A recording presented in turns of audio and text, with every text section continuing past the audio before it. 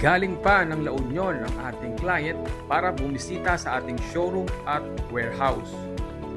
Dito sa ating showroom at warehouse ay nadidiscuss ang tamang installation, maintenance at ROI ng ating mga ice makers.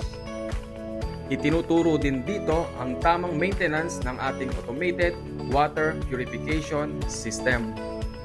At kung nakalimutan nyo ang ating discussions, inyo itong mapapanood sa ating YouTube channel. Alam nyo ba mga ka-ice business na napaka-unique ng ating automated water purification system?